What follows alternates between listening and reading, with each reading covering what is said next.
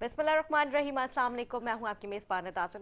नाज़रीन, आपको बताएं, साल के आखिर में जो है कराची और पाकिस्तान की शहरियों के लिए एक बड़ी खुशखबरी ये है कि पेट्रोल में रिलीफ दे दिया गया है। 14 रुपये जो है रिलीफ दिया गया है फ़ी लीटर पे। पेट्रोल सस्ता जो है कर दिया गया है। इसका जो नोटिफिकेशन है बाकायदा तौर पर जो है निगरान वज़ीर आज़म ने उसको जो है वो साइन करके इसको जारी कर दिया है। अभी जो नई पेट्रोल की जो कीमतें हैं वो 77 जो है पैसे 70 रुपये और जो है 34 पैसे जो है वो मुकर्रर हो गई हैं। तकरीबन 277 जो है वो मुकर्रर कर दी गई हैं। इसकी जो फ़ी लीटर जो इसकी कीमतें हैं, तो ये एक बहुत ही अच्छी बात है कि साल के आखिर में एक अच्छा जो है तोहफ़ा जो है हमें हुकूमत की जानिब से जो है मिला है।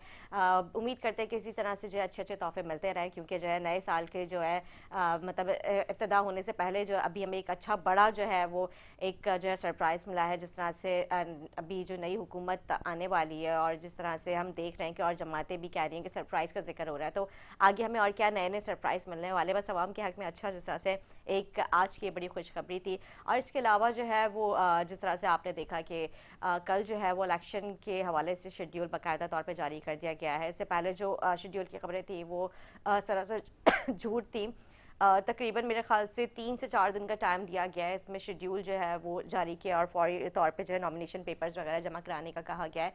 बहुत कम टाइम है लेकिन टफ़ टाइम है। इसमें क्या जो सारी सियासी जमातें हैं वो अपनी तैयारियां करेंगी, जो उन्होंने अपने नॉमिनेशन पेपर्स वगैरह जो है वो जो है टाइमली वो जो सबमिट करवा सकेंगे। अरे इस वाले से प्रोग्राम में गुफ्तगू करते हैं। हमारे साथ मौजूद है MK पाकिस्तान से खालिद सुल्तान साहब, जमात इस्लामी से हमारे साथ मौजूद हैं अबू ज़िया साहब। मैं खुश आमदीद कहूँगी आप दोनों को प्रोग्राम में। खैरियत से आप लोग? मैं आपकी तरफ से होंगे सुल्तान साहब, क्योंकि हम देख रहे हैं कि काफ़ी तेज़ी से आप लोगों की जो है वो जलसे वगैरह भी चल रहे हैं, काफ़ी मामला जो है तेज़ी से चल रहे हैं इलेक्शन से रिलेटेड, और अब टाइम बहुत शॉर्ट है, तो क्या कहेंगे इस हवाले से? एक तो आपने उसका पेट्रोल के पेट्रोल प्राइस का का जिक्र किया। जी जी। जिक्र किया, तो पूरी दुनिया में पेट्रोल के प्राइसेस कम हो रहे हैं बहुत तेज़ी से, लेकिन पाकिस्तान में एक्स्ट्रा ऑर्डनरी प्राइसेस है। अगर इसमें कोई कम हो तो कोई आसान नहीं, गवर्नमेंट कर रही, तो इसमें बड़ी सही कमी होनी चाहिए थी। ये 10 सही। 10 12 12 रुपये 7 7 रुपये की बजाय बल्कि 50 60 रुपये की कमी होती तो लोगों को रिलीफ मिलता। इतने पैसों से लोगों को रिलीफ मिलता नहीं है, क्योंकि 14 रुपये फिर भी एक हाँ बड़ा अमाउंट है। हाँ, पहले तो हम लेकिन 3 4 रुपये से नीचे नहीं पहले आ रहे साठ थे। सत्तर रुपये बढ़े थे एक महीने के अंदर, उसमें अब थोड़ा थोड़ा करके कमी हो रही है। कम से कम इसी तरह 60 70 रुपये कम होते तो लोगों को एक रिलीफ महसूस होता। लेकिन उसके साथ साथ ये देखिए, हैरत अंगेज 100 रुपये बिजली की कीमतें बहुत बढ़ रही है। हर दूसरे तीसरे महीने जो है वो कराची के या पाकिस्तान के शहरियों को ये सुना दिया जाता है कि फला महीने के मद में जो है वो फ्यूल एडजस्टमेंट चार्जेस के आपको ये लगाए जा रहे हैं। सही। इसी तरह गैस के तकरीबन 200% जो है वो प्राइसेस इस महीने के जो सबको बिल आएंगे, तो सब डबल से ज़्यादा बिल आएंगे हर घर में। और इंडस्ट्री में तो उससे भी ज़्यादा महंगी बिजली कर दी गई है, तो गैस कर दी गई है, जिसकी वजह से इंडस्ट्री बंद हो रही है। जी। एक तो गैस अवेलेबल नहीं है और उसके प्राइस इतने ज़्यादा कर दिए हैं। पूरी दुनिया में एनर्जी होती है तो उससे इंडस्ट्री चलती है, जितनी सस्ती एनर्जी होगी उतनी इंडस्ट्री जो है वो उसको अवेलेबल होगी, तो बिल्कुल ठीक। गैस और एनर्जी जो अवेलेबल होगी तो जी। चलेगी। तो पाकिस्तान में तो अब ताजे नोटिस दे रहे हैं कि हम फला तारीख से अपनी इंडस्ट्री बंद करने जा रहे हैं। उससे पहले 2 ढाई साल में इतनी महंगाई हो चुकी है जिसकी वजह से, और इतनी रिस्ट्रिक्शंस थी, फिर डॉलर की कमी थी और दीगर मामला थे, बिजली का शॉर्टेज था, जिसकी वजह से इंडस्ट्री बंद हो रही थी और लोग यहाँ से मुंतकिल हो रहे थे। जी। तो अब ये हुकूमत को सोचना है कि जब तक इंडस्ट्री नहीं चलेगी तो लोगों को रोजगार कैसे मिलेगा, और बिल्कुल महंगाई ठीक। है जो आसमान को छू रही है। तो ये खाली अब पेट्रोल के प्राइसेस जो है वो इतने से कम करने से नहीं चलेगा, तमाम सेक्टर्स में प्राइसेस कम करने पड़ेंगे एनर्जी के, ताकि इंडस्ट्री चले, लोगों को सस्ती जो है फ्यूल मुहैया हो और लोगों का जो है वो रोजगार चले, जिससे खुद ब खुद महंगाई कम होगी। बिल्कुल उसका ठीक। जब एक तो ये बात है, दूसरी जो सूरत हाल चल रही पाकिस्तान में सियासी, गैर यकीनी की मुसलसल सूरत हाल के इलेक्शन हो रहे हैं नहीं हो रहे हैं, और जो है वो जैसे हाई कोर्ट ने 3 दिन पहले एक हुक्म मुअत्तल कर दिया अमले का, स्टाफ का, कि इलेक्शन की सब उम्मीद हो चली थी कि इलेक्शन होंगे पाकिस्तान में, और फिर एक बेयकीनी की कैफियत हो गई। वो कल सुप्रीम कोर्ट ने एक ऐसा इकदाम किया है, इलेक्शन कमीशन के पास गया, उन्होंने शेड्यूल का अनाउंसमेंट कर दिया है। पाकिस्तान का हल ये है कि मुसलसल अपने वक्त पे इलेक्शन हो, इसके साथ साथ बल्दियाती इलेक्शन भी वक्त पे हो। ये ना हो कि जनरल इलेक्शन तो होते रहे लेकिन बल्दियाती इलेक्शन जो है, जो मुतहरिक कौमी ने अपना प्रोग्राम पेश किया है, मेरे ख्याल इस वक्त पाकिस्तान में वाहिद सियासी जमात है जिसने एक ठोस प्रोग्राम जो है वो पूरी कौम के सामने रखा है, जिस जो आम आदमी के मसाइल का हल है कि बल्दियाती इदारों को स्ट्रेंथन किया जाए, उनको ताकत फराहम की जाए। और उसके लिए एमके पाकिस्तान तमाम सियासी जमातों के पास गई। इस वक्त तमाम सियासी जमातें एक दूसरे को नीचा दिखाने के लिए जो है वो उन पर इल्ज़ाम की सियासत कर रही हैं, लेकिन मुतहरिक कौमी पाकिस्तान वो वाहिद जमात है जिसने एक 3 नुकाती एजेंडा पेश किया है, जो 3 आइनी तरमीम का मुजव्वज़ा जो है वो ड्राफ्ट पेश किया है तमाम सियासी जमातों को, और उसमें आम आदमी के मसाइल का हल है, क्योंकि पूरी दुनिया में आम आदमी का मसाइल बल्दियात से हल होते हैं। उसके पानी का मसला है, बिजली का मसला है, रोडों का मसला है, ट्रांसपोर्ट का, हेल्थ का मसला, सब पूरी दुनिया में ये बल्दियात हल करते हैं। और पाकिस्तान में बल्दियाती इलेक्शन या तो होते नहीं है कई साल, और होते भी तो उनको अख्तियार नहीं दिया जाता। और ख़ासतौर पर कराची शहर में और सिंध में जिस तरह पीपल्स पार्टी ने 15 साल जुल्म ज़्यादती की और उस बल्दियात के पूरे अख्तियार अपने पास रख लिया, तमाम इदारों को अपने पास रख लिया, जो 18 तरमीम की सनसर और 140 है जिस सुप्रीम कोर्ट का ऑर्डर था, मुतहरिक गवर्नमेंट की कोशिशों की वजह से, उसकी पटिशन की वजह से जो ऑर्डर दिया था उसकी सरासर नफ़ी थी। तो हमने यही सोचा कि एक ऐसा प्रोग्राम दिया जाए पाकिस्तान में कि जब तक वो नहीं होगा उस वक्त तक आम आदमी के मसाइल हल नहीं होंगे, जब तक बल्दियात को अख्तियार नहीं जाएंगे। तो एमके ने 3 तरमीम तजवीज़ की हैं आइन में। नंबर 1 यह है कि एक तो बल्दियाती इलेक्शन को जनरल इलेक्शन के साथ नथी कर दिया जाए, कि जब तक बल्दियाती इलेक्शन नहीं होंगे अपने वक्त पे जनरल इलेक्शन भी नहीं होने चाहिए। अच्छा, सही। ये इसको एक ये तजवीज़। दूसरी ये है इसमें कि जिस तरह NFC अवार्ड होता है और सूबों को पैसे दिए जाते हैं 28 तारीख के बाद, बहुत बड़ा अमाउंट सूबों के हाथ में, 4 वज़ीर आला के हाथ में पूरे अख्तियार आ गया है, लेकिन उन्होंने जो असल उसकी स्प्रिट थी 18 तरमीम की, इख्तियार को बल्दियात तक, नीचे तक, आपके ग्रास रूट लेवल तक उसको मुंतकिल करने थे, वो उन्होंने नहीं किया।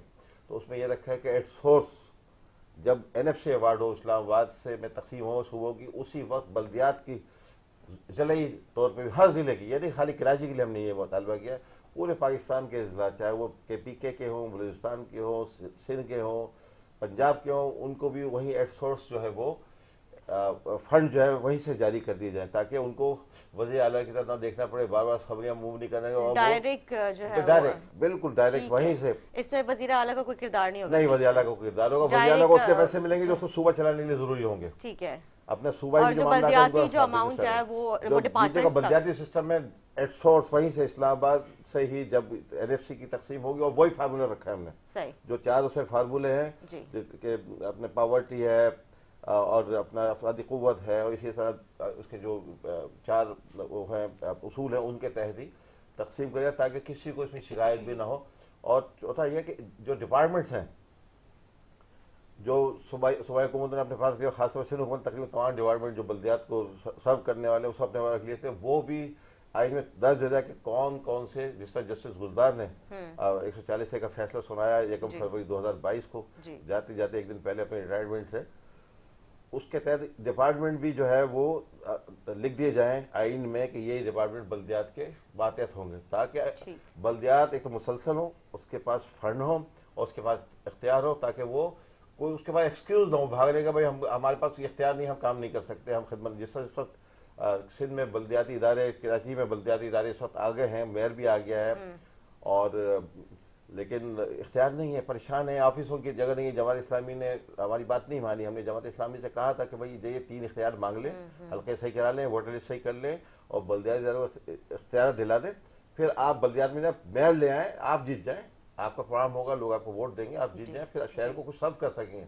आज जमात इस्लामी भी परेशान है, आज पीपल्स पार्टी का मेयर भी परेशान है, इसके पास अख्तियार नहीं है, वो कुछ कर नहीं सकता, इदारों पे उसका कंट्रोल है। तो ये है जो हल जो एमके पाकिस्तान लेके जनरल इलेक्शन में उतर रही है। और आपने देखा कि MKM वो वाहिद जमात है जिसने पाकिस्तान में सबसे पहले सियासी मुहिम शुरू कर दी, इलेक्शन की तैयारी, इलेक्शन मुहिम शुरू कर दी।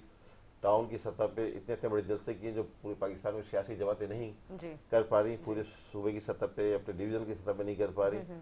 उससे बड़े जलसे हमारे टाउन में हो रहे हैं, ऑफिस खुल गए हैं, हमारे 4 MNA के कैंडिडेट्स का ऐलान हो चुका है, सूबाई असम्बली के कैंडिडेट्स का ऐलान हो चुका है, और 1-2 दिन उम्मीद है कि हमारे बकाया कैंडिडेट्स का भी ऐलान हो जाएगा। तो MK पाकिस्तान भरपूर तौर पर इलेक्शन में जाने को तैयार। ठीक है, और नॉमिनेशन के हवाले से क्या कहेंगे? जी, नॉमिनेशन का एक तो रात को शेड्यूल आया बहुत लेट, तो उसमें एक तो मैं गुजारिश करूंगा इलेक्शन कमीशन ऑफ पाकिस्तान से कि जो नॉमिनेशन पेपर जमा कराने के टाइम है बहुत कम दिया गया है, 3 दिन दिया गया है, 20, 21, 22, जो बहुत कम है। बकाया टाइम सही है, स्क्रूटनी का 7 दिन दिया गया, बकाया अपीलों के जो टाइम होता है शेड्यूल, वो बहुत मुनासिब टाइम है। मेरी गुजारिश है कि 3 दिन का इजाफा किया जाए, कम से कम 6 या 7 दिनों, ताकि इत्मीनान से जो है जो लोग भी नॉमिनेशन करना जमा कराना चाहें तो वो उसके लिए मुनासिब सफिशिएंट टाइम नहीं है मेरे हिसाब से। और हर जमात ये मुतालबा करेगी कि इसमें इजाफा कर दिया बगैर 8 तारीख को इलेक्शन हो, और बहुत अच्छी बात है, खुशाइन बात है, मुसलसल इलेक्शन होने चाहिए, यही हल है कि लोग अपने पसंदीदा नुमाइंदों को वोट दें। ठीक है, जमात इस्लामी से अबू ज़िया साहब है, उनसे भी मैं जानती हूँ कि उनकी क्या राय है इस पूरे जब इलेक्शन का सिनेरियो बना हुआ है और जो है जलसे वगैरह भी चल रहे हैं, नॉमिनेशन डॉक्यूमेंट्स वगैरह जमा कराने का भी टाइम जो है अब आ चुका है। आप लोग ही कौन कौन से कैंडिडेट्स हैं, कितने कैंडिडेट्स हैं, और जिस तरह से MKM पाकिस्तान जो बल्दियात को एम्पावर करने के लिए जद्दोजहद कर रही है, आपका क्या कहना है इस हवाले से? बिस्मिल्लाहिर्रहमानिर्रहीम। सबसे पहले तो मैं उस मौजू पे बात करूं जो आपने पेट्रोल के हवाले से की थी। मेरा ख्याल है मेरा भी राइट है कि मैं इस पर डिस्कस करूं कि जो हालात है इस वक्त पाकिस्तान के, ये सफिशेंट नहीं है 14 रुपये। और मैं खालिद भाई की बात को सेकंड करूंगा कि अपार्ट फ्रॉम पेट्रोल आप ये देखें कि दूसरे जितने भी हमारे बिजली के मामलात हैं, गैस के मामलात हैं, इसको किस कदर उन्होंने इजाफा कर दिया है। उसका इम्पैक्ट ये हो रहा है कि जितनी भी इंडस्ट्रीज़ हमारी हैं वो बंद हो रही हैं, लोग बेरोज़गार हो रहे हैं, महंगाई की शरह कहाँ से कहाँ पहुँच गई है, ये चीज़ बिल्कुल अनकंट्रोल है। और ये सिर्फ 14 रुपए के रिलीफ से जो आवाम हमारी है जो उसको रिलीफ नहीं मिल रहा है, इसको पर इनको नज़रसानी करनी चाहिए और 50 से 60 रुपए की कम से कम कमी हो तो किसी हद तक बेहतर होगा। अब आते हैं बात इलेक्शन के ऊपर। जमात इस्लामी इलेक्शन में भरपूर हिस्सा ले रही है सही। और हम सुप्रीम कोर्ट के इस फैसले को अप्रिशिएट करते हैं कि जो पिछले दिनों पंजाब में लाहौर हाई कोर्ट ने ROs और DROs के ऊपर रिजर्वेशन के हवाले से जो मामला किया था और स्टक कर दिया था वो इलेक्शन के प्रोसेस को, और इमीडिएट कल सुप्रीम कोर्ट ने इसके ऊपर एक्शन लिया और फौरी तौर पर हुक्म दिया कि इलेक्शन के schedule election commission of Pakistan जारी करे, और कल रात को उन्होंने ये जारी कर दिया। जमात इस्लामी भी इसमें भरपूर हिस्सा ले रही है और हमारे तमाम कैंडिडेट ऑलमोस्ट फाइनल हो चुके हैं और हमारी पूरी मुहिम इंशाल्लाह 1-2 दिन में शुरू हो जाएगी। और बात आती है बल्दियाती निज़ाम के ऊपर, जैसे हमारे खालिद भाई ने कहा कि जी सिर्फ MKM ने इस पर बात की है, मेरा ख्याल है ये ज़्यादती कर रहे हैं जमात इस्लामी के साथ। अच्छा। जमात इस्लामी ने हमेशा इस पर आवाज़ उठाई है। हाफिज नईमान साहब ने कोई ऐसी जगह नहीं है जहाँ पर ये ना कहा हो कि जी बल्दियाती अख्तियारों को बाख्तियार किया जाए, बल्दियाती इदारों को बाख्तियार किया जाए।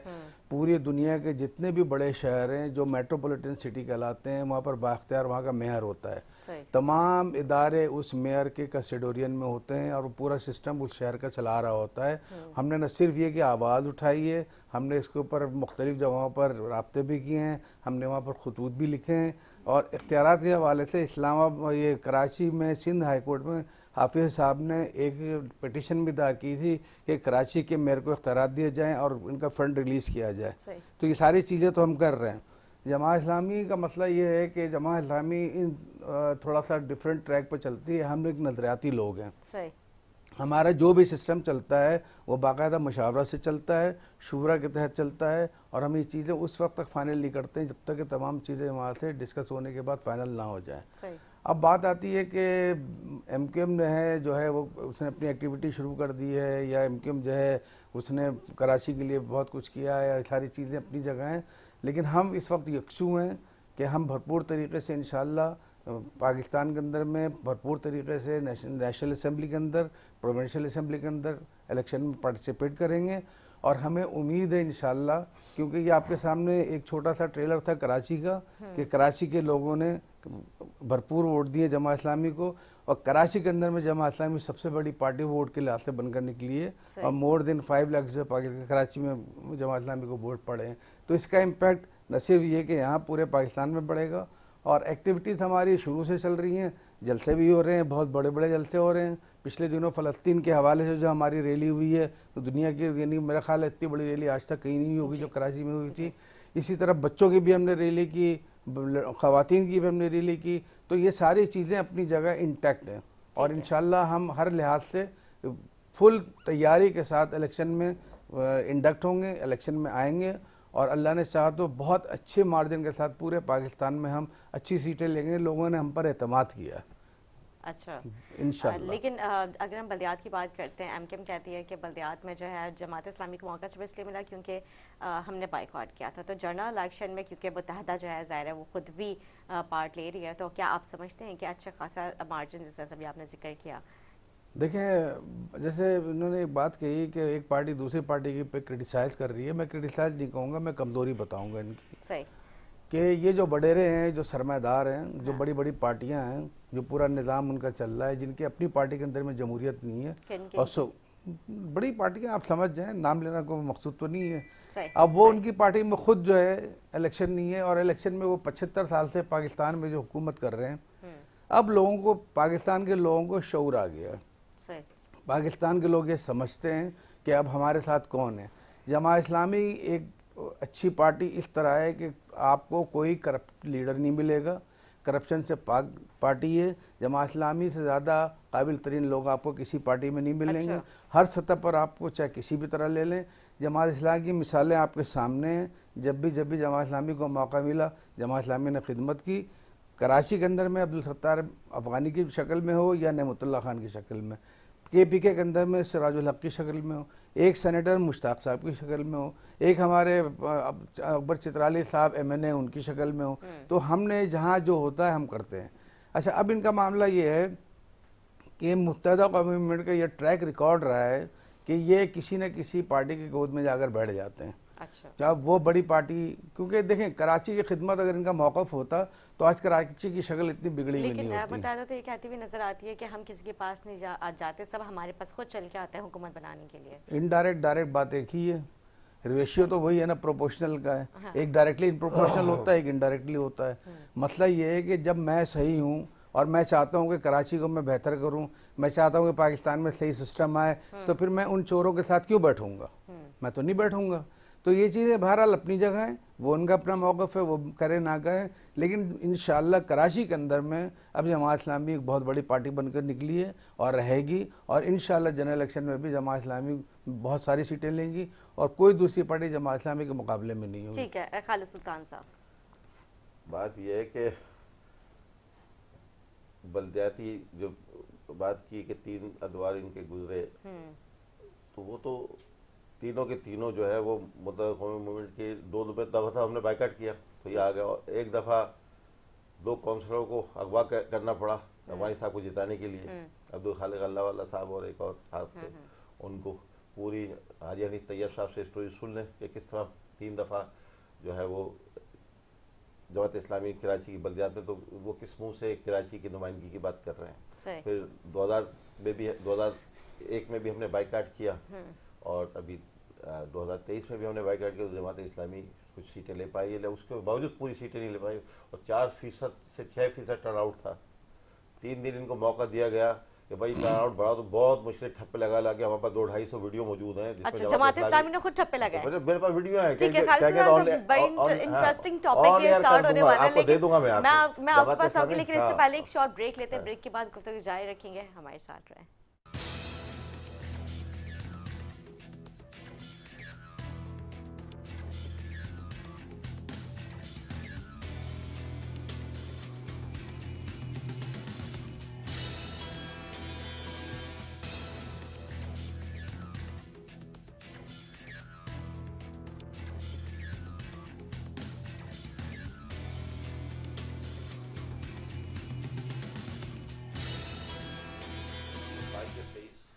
Welcome back. ब्रेक से पहले गुफ्तगू हुई थी इलेक्शन से रिलेटेड, जिस तरह से जो है खालिद सुल्तान साहब ने जिक्र किया कि जो बल्दियाती इंतखाबात हुए तो उसमें जमात इस्लामी खुद जो है ठप्पा लगाती हुई नजर आए, उसका प्रूफ मेरे पास मौजूद है। सर वहीं से कंटिन्यू करते हैं।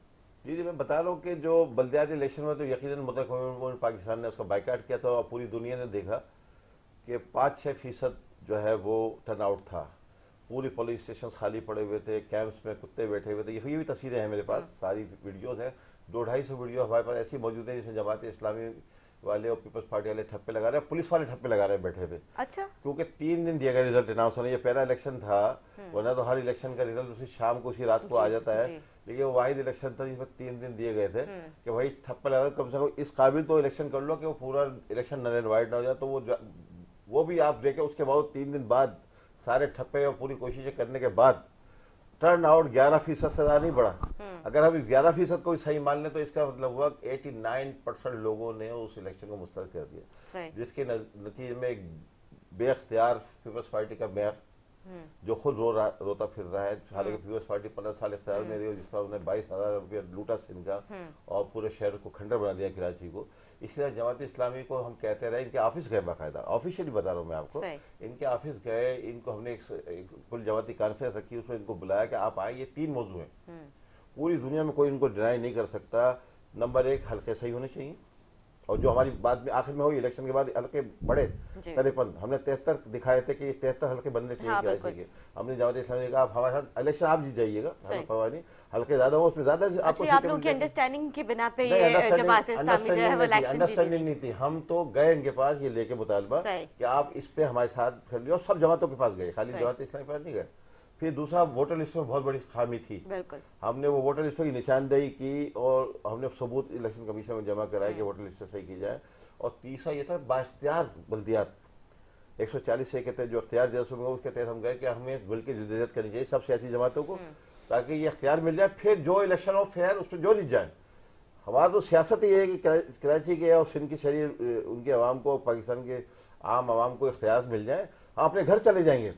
आज मैं कहता हूँ आइन में ये दर्ज कर दे, हम अपनी सियासत से दस्तबरदार हो जाएंगे। आज आम आवाम को इख्तियार दे दे, जो हमने आइन तरमीम तजवीज़ किए, हमने अभी नवाज शरीफ के बाद जब हम गए, हमारा दिल देखें, हमें जब हमारे भाई इल्ज़ाम दे रहे थे कि हम हुकूमत में शामिल रहे, कुदरत का फैसला है, अब उसको कोई नहीं टाल सकता कि जो हुकूमत आती है वो हमारे वोटों की मजबूरी मिन्नत होती है। अगर हम हुकूमत में न जाए तो हुकूमत नहीं बनती। सही बात है। कोई हुकूमत 88 से जब हम इलेक्शन लड़ रहे हैं, बुरा सा बुरा वक्त आया इवन 18, जिसमें हमारी सीटें कटेल करके सिर्फ 7 रह गई, यानी कि हम उस वक्त जीते थे 13 सीटें, मैं ये नहीं कह रहा हम 18 सीटें जीते थे, 2 हमारी वहां जीते तो 11 हम यहाँ जीते थे, हमारे पर सारे रिजल्ट मौजूद थे। रात को हम आराम से रिजल्ट तलाश वो करते और पीटीआई वाले ये सोच के सो गए थे कि हम तो जीत नहीं सकते, और वाकई नहीं जीते थे, लेकिन सुबह रिजल्ट बदला गया, सबको बताने की जरूरत नहीं है, लेकिन उसके बावजूद जो है वो अच्छा ये वाकई रिजल्ट बदला गया था, लेकिन वो तो पीटीआई तो ये बात कहती है कि हम तो हर जमात का पता, पाकिस्तान की फर्स्ट लार्जेस्ट पार्टी जो है वो सामने आई है। ये तो हर जमात देखो, जमात इस्लामी, हर पीपल्स पार्टी, सबने कहा, और सब जैसे हुआ कि आरटीएस बैठ गया तो सबको पता है ना। और ये पूरा पता, पूरे पाकिस्तान से पोलिंग एजेंट्स बाहर भेज दिए गए थे, अब रिजल्ट अंदर ही बन गया, लेकिन उसके बावजूद उन 7 वोटों की इमरान खान साहब को भी जरूरत पड़ी। फिर जब इमरान साहब को हटाया, फिर उन 7 वोटों की जरूरत पड़ी, फिर पीडीएम की जब हुकूमत बनी, फिर 7 वोटों की जरूरत पड़ी। अब पाकिस्तान में हम इंस्टेबिलिटी रखें मुसलसल, अगर हम अपने किसी हुकूमत में शामिल नहीं होते तो इनस्टेबल रहेगी, हुकूमत फॉर्म नहीं होगी। अगर हम पाकिस्तान की बका के लिए, जमहूरियत की बका के लिए, तसल्सल के लिए हुकूमत में जाते हैं, लेकिन उसके बावजूद हमसे वादे पूरे नहीं होते। आप ये देखें कि जिसने भी वादा किया हमसे वो वादा वफा ना हो सका। लेकिन ये जब यहाँ वादे की बात कर रहे हैं, जो आपने 3 नुकात सामने रखे हुए कि आपने इसमें आइन में आपने तारमीम करवानी है इस हवाले से, पहले तो ये क्या ये वफाक से वादा वफा होता हुआ नजर आएगा? ये देखिए, हमने तो वो अपना दिल खोल के रख दिया, क्योंकि इस दफा आपने कहा कि हम कोई मिनिस्ट्रीज की डिमांड नहीं कर रहे हैं, हमारे 3 पॉइंट्स हैं, हमने 3 पॉइंट्स है जो हमने, वो वाइट पार्टी है कि हर जमात जो चाहती है इख्तियार में ना, अब ये जमात इस्लामी बल्दियाती मेयर बनना चाहते हैं ना, इख्तियार लेना चाहते हैं, नहीं ये इलेक्शन लड़ते हैं सूबाई कौमी असम्बली का, तो हुकूमत में बनाना चाहते हैं, इसीलिए लड़ते हैं ना। तो एक एमक्यूएम को पे क्यों इल्जाम है कि एमक्यूएम हुकूमत में जाना, भाई इसीलिए लड़ते हैं इलेक्शन के, हुकूमत में जाए, आप लोगों की खिदमत करें। हर जमात का ये मंशूर होता है, और हम तो खिदमत करते भी हैं, सबको पता है। हमारा IT मिनिस्टर आया, उसने 2.5 गुना कर दिया एक्सपोर्ट, जो है $1 अरब था, $2.5 अरब पे छोड़ के आया। हमारा जो शिपिंग का मिनिस्टर आया, उसने नई बर्थों के एक पूरा मुआहदा करके जा रहा है, 7 नई बर्थें बन रही हैं उसमें पोर्ट में, और कई हजार जो मुलाजिम निकाल दिए गए तो उनको रेस्टोर कराया। तो ये काम करके जाते हैं। लॉ मिनिस्ट्री के हवाले से कोई चेंजिंग्स नहीं की गई? लॉ मिनिस्ट्री के हवाले, लॉ मिनिस्ट्री ने जबरदस्त, फरोज रशीद हमारे लॉ मिनिस्टर थे, जबरदस्त किस्म के, सब लोग उन पर ट्रस्ट करते हैं। पाकिस्तान में जो इदारे हैं और जो सियासी पार्टियां हैं और आम लोग जो है, वो एक बड़े लॉ है नामी गिरामी, उन्होंने बड़ी खिदमत अंजाम दी। 2-3 चीजें, एक तो ये कि जो खालिद साहब ने ये बात कही कि जी हमने ठप्पे लगाए, पुलिस ने ठप्पे लगाए, पीपल्स पार्टी ने खुद उन्होंने ये भी कहा था मेरे पास मौजूद है और मैं ऑन एयर दिखा सकता हूँ। आज तो भेज दूंगा, मेरे ख्याल मेरे सामने दिखा है तो ज्यादा अच्छा है, इतना बड़ा एलिगेशन। दूसरे ये है कि जमात इस्लामी के हवाले से जो इन्होंने बात की कि जमात इस्लामी जो मरहून मिन्नत आई, जमात इस्लामी जो एमकेएम ने बायकॉट किया, भाई बात यहाँ मरहून मिन्नत की उसकी नहीं, आपने क्यों बायकॉट किया? यकीनन उसमें आपका अपना मफाद था, आपको हमने तो नहीं कहा था बायकॉट करें। कहते हैं मफाद क्या, हम तो जमात के पास भी कहते हैं, अभी आपने खुद सुना, वो कहते हैं बल्दियात को चाहते कि हम अच्छी तरह से जो है वो एम्पावर कर सके। तो करते ना, हुकूमत में थे, आप ये कह रहे हैं। देखें निदा होता ये है कि मैं अगर आपके पास जाऊं एक पार्टी के हैसियत से और आपसे कहूँ कि जी मैं हाजिर हूँ, आप प्राइम मिनिस्टर बन जाएं, तो आप जो है ना, आपसे मैं डिमांडिंग पोजीशन में नहीं होऊंगा, आप जो कहेंगी वो मैं करूंगा, क्योंकि मुझे मराज चाहिए। ऐसे ही है ना, जब आपके बगैर कोई भी हुकूमत नहीं बन रही थी, खावा नवाज शरीफ की हो, पीपल्स पार्टी की हो, पीटीआई की हो, तो अल्लाह ताला ने आपको मौका दिया था ना चीज़ों को ऑन करने का, चीज़ों को डिलीवर करने का। आप उनसे बोलते जी हम आपके साथ खड़े हैं, कराची के लिए ये करो, हम आपके साथ खड़े हैं, बल्दियाती निज़ाम को मुस्तकिम करो, हम आपके साथ खड़े हैं, एनएफसी अवार्ड पूरे सिंध को दो, उसका हिस्सा बल्दिया को दो, हम आपके साथ खड़े हैं, कराची को मेट्रोपॉलिटन सिटी डिक्लेयर करो। अब बात आती है वोटर लिस्ट की, हल्का बनने पर किसने बात की, अपना सेंसस के ऊपर किसने बात की? सेंसस के ऊपर आप खामोश बैठे रहे, जहाँ पर आपको बोलना चाहिए था आपने उसको ओन किया। पिछले सेंसस में भी किया, इस सेंसस में भी किया। 3.5-4 करोड़ की आबादी को 2 करोड़ 1 करोड़ 80 लाख में तब्दील करा दिया, 2 करोड़ 1.5 करोड़ लोगों को मार दिया हुकूमत ने कराची के। आज सिर्फ एक सीट एमएनए की बढ़ी है पूरी कराची के अंदर। कराची दुनिया का एक one of the biggest city, और आप ये देखें इसकी बदनसीबी ये देखें कि इसकी आबादी आधी कर दी गई। वो एमकेएम हुकूमत में थी, एमकेएम उस वक्त लड़ती, कहती कि भाई ये क्यों हो रहा है। आपने डीलिमिटेशन की जो बात की है वो तो इलेक्शन के अनाउंसमेंट के बाद की है, जब बल्दियाती इलेक्शन का ऐलान हो गया, वोटर लिस्ट बन करके आ गए, सारा सिस्टम डेवलप हो गया, उसके बाद ये चीज़ें सामने आई हैं। लेकिन उस वक्त जब वो सेंसस हो रहे थे, उस वक्त कहाँ थे आप? उस वक्त तो आपको बोलना चाहिए था ना कि आबादी मारी जा रही है कराची की। तो ये चीज़ें देखें, मसला ये है कि हर आदमी समझता है मैं सही हूँ। वो अल्लामा इकबाल का एक शेर है ना, यूं तो छोटी है दाद बकरी की, दिल को लगती है बात बकरी की। आप समझ रही हैं? तो अब मामला ये है कि भाई आप भी आए इलेक्शन में, हम भी आ रहे हैं, आप माने या ना माने, एमकेएम को कराची के लोगों ने अब रिजेक्ट कर दिया है। जमात इस्लामी इस वक्त कराची की सबसे बड़ी पार्टी है। वोट आप टर्नओवर 5% 6% कर रहे हैं। मैं खुद चेयरमैन का इलेक्शन में मैं खड़ा हुआ, मैं कैंडिडेट था। मेरे यूसी 12 मंगो पीर में 37% टर्नओवर रहा है। अच्छा। मेरा एक सवाल ये है कि जनरल इलेक्शन में पूरी कराची में कितना टर्नओवर होता है, पूरे पाकिस्तान में कितना टर्नओवर होता है? मैंने तो आज तक नहीं देखा 40-42 से ज्यादा हो। ऐसे ही है ना। और इस इलेक्शन के अंदर में जो बल्दियाती इलेक्शन है, अगर यहाँ पर टर्नओवर आपका मोर देन 35-36% है, तो मैं समझता हूँ कंपैरेटिवली बहुत बेहतर है इन हालात में। तो ऐसा नहीं है कि 5% 6% टर्नओवर रहा, और ऐसा भी नहीं है कि आपके मरहून मिन्नत जो है हम आए हैं। अल्लाह का शुक्र है, जमात इस्लामी के लोग ओन करते हैं, जमात इस्लामी को लोग रेस्पेक्ट करते हैं। जमात इस्लामी के पास लोग आते हैं मसाइल हल कराने के लिए, वो हर जगह पहले बगले झांक लेते हैं, उसके बाद कहते हैं यार ये बेचारे शरीफ लोग हैं, यही हमारे मसले को इंटरटेन करेंगे, यही हल कराएंगे। और अल्हम्दुलिल्लाह अल्लाह ताला का शुक्र है कि हम बहुत सारे मसाइल को हल कराते भी हैं। तो ये हमारा ट्रैक रिकॉर्ड है। बाकी ये देखें, क्रिटिसिज्म तो हर आदमी एक दूसरे पे कर सकता है, मजा नहीं आएगा। आप जब बात करें तो एविडेंस के साथ करें, आप बात करें तो सबूत के साथ करें, ये सारी चीज़ें क्लियर होनी चाहिए। अच्छा अज़ीज़ साहब, अभी खालिस्तान साहब ने जिक्र किया कि हमें कोई मिनिस्ट्री नहीं चाहिए, जो मिनिस्ट्रीज जो हमने मतलब जो पिछले टेन्योर में जो इन्होंने मिनिस्ट्रीज के जो मजे इन्होंने लिए थे, उसके बाद जो ये कहते हैं कि हमें मतलब हम नहीं उस तरह से लेबर हर दफ़ा बोलते हैं, नहीं लेबर कर सके, हर दफ़ा बोलते हैं। और जो इस बार उनको रियलाइज जो है कि अब हमने जो है कुछ बेहतर करना है, ये हर दफ़ा बोलते हैं, ये हर 6 एमएनए पहुंचवाने, बल्कि ना सिर्फ कराची बल्कि पूरे पाकिस्तान तक जो है ये जो इनका बल्दियात के जब इन्होंने कहा है कि मैं उसके ऊपर हम चाहेंगे कि इम्प्लीमेंटेशन हो, आइन में इसके ऊपर तरामीम हो, तो आप समझते हैं कि क्या एमक्यू अपने इस मौक़िफ़ के ऊपर जो है डटी रहेगी, कोई मिनिस्ट्री नहीं देगी? अल्लाह करे ऐसा हो। अच्छा। अल्लाह करे ऐसा, हमारी दुआ है। देखें मसला मिनिस्ट्री का नहीं है, मसला ये कि अल्लाह ने अगर मिनिस्ट्री आपको दी है, उसका फिर यहाँ को लोगों को उसका कुछ ना कुछ तो रिलीफ मिलना चाहिए ना। आपने कराची के लिए क्या किया? कराची जो हम ये कहते हैं, कराची जो है, बल्कि आम आदमी कहता है, पंजाब से लोग आते कहते हैं यार तुम रहते कैसे हो शहर के अंदर, आप पंजाब चली जाएं, आपको ज़मीन आसमान का फ़र्क नजर आएगा कराची सिंध में। तो ये चीज़ें तो है ना, मतलब 35 साल से आप हैं ना, भले आपके पास लोग आ रहे हों, मैं ही नहीं कह रहा हूँ कि आप जा रहे हैं कि जी मुझे मिनिस्ट्री दे दो, आपके पास लोग आते हैं, लोगों की मजबूरी है, यकीनन मजबूरी है। पीटीआई की जो हुकूमत बनी, पीटीआई की जो हुकूमत, मुतालबात पूरे करवाते, निदा पीटीआई की जो हुकूमत बनी, यकीनन आप उनकी मजबूरी थे और आप एक दफा नाराज होकर बैठ गए थे तो इमरान खान साहब खुद आ गए थे आपको मनाने के लिए। तो आप कहते यार ये काम भी कर दो, जब हम रहेंगे मिनिस्टर हम आपके साथ रहेंगे। तो भाई मसला जब अल्लाह आपको मौका देता है तो उस मौके से लोगों को रिलीफ देना चाहिए, दिलाना चाहिए। मसला ये कि सिर्फ बोलने से नहीं होता। 35 साल से आप किसी न किसी शक्ल में मुख्तलिफ हुकूमत के साथ इस कराची पर हुकूमत कर रहे हैं। अगर मैं गलत कह रहा हूँ खालिद भाई से तो मुझे पकड़ लें। तो सवाल ये है कि फिर कितनी बिगाड़ क्यों पैदा होगी। बिल्कुल ठीक, मैं ये सवाल का जवाब भी दीजिएगा और दूसरा मेरा सवाल मैं इसमें ऐड करना चाहूँगी कि अभी जिस तरह से जो है जिया साहब ने कहा कि मुत्तहदा को जो है वो कराची के मामले मुस्तरद कर दिया है और जो है सिंध की बड़ी जमात जो है उभर के सामने आ रही है, जमात है इस्लामी, सेकंड लार्जेस्ट पूरे पाकिस्तान की, अच्छा पूरे पाकिस्तान की, ना सिर्फ सिंध बल्कि पूरे पाकिस्तान की। और इसके अलावा दूसरी जानब अगर हम देखें पीपल्स पार्टी की, तो पीपल्स पार्टी भी बहादुर नारा लगाती हुई नजर आ रही है। तो क्या इस दफ़ा जो है लोगों का एतमाद जो है वो आप लोगों के ऊपर इस तरह से नज़र आ रहा है, क्योंकि आप लोग जाहिर सी बात है टाउन्स में भी जाके जो है वो जलसे कर रहे हैं। तो क्या इस बार इलेक्शन में जो है क्या दोबारा से आप लोग बड़ी पार्टी सामने उभर के आएंगे या फिर जो है और पार्टीज को जो है मौका मिलेगा सिंध में?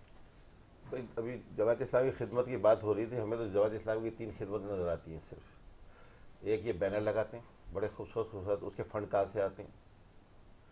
दूसरा ये रैलियाँ निकाल लेते हैं, सही पूरी फैमिली से बच्चे अच्छे ला के। तीसरा चंदा जमा करते हैं। इन 3 खिदमत के अलावा तो मुझे तो कोई जो है वो खिदमत नजर नहीं आती। ये अरबों रुपए का जो बजट बैनर्स का है, खाली अरबों रुपए का बजट है। आप एस्टिमेट लगा ले, हर हफ्ते एक नया बैनर लगाओ तो कराची में हजारों बैनर लगते हैं, इनकी कोई जगह खाली नहीं होती। एक यार वो खंबा भी नहीं छोड़ते। तो कई करोड़ रुपए हफ्ते का इनका ये बजट ही कहाँ से आ रहा है। और जो कराची के मुख्तलिफ नामों पर चंदा जमा हो रहा है वो वहाँ पर जा रहा है। ये तो खिदमत है जमात इस्लामी की। और जमात इस्लामी पूरे पाकिस्तान है, जमात इस्लामी का तो प्रोग्राम ही बदल गया है। पूरे पाकिस्तान में जमात इस्लामी इस्लाम के नाम पे वोट लेने की कोशिश करी, जो मुस्तरद हो चुका है बिल्कुल। अब तो लाहौर की जो सीट जो मंसूर है कि वो भी कई इलेक्शन से हार रहे हैं। और फिर जो है वो कराची में इनका एजेंडा एमक्यूएम का जो प्रोग्राम था 100% जो एमक्यूएम के पहले दिन से मुतालबात हैं कराची के हकूक के हवाले से 100% ये उस पर आ गया। हम इनका शुक्रिया अदा करते हैं, चले कम से कम इन्होंने इतनी मोहब्बत तो कराची की इनके दिल में जागे कि इन्होंने कराची वालों का एजेंडा ले लिया।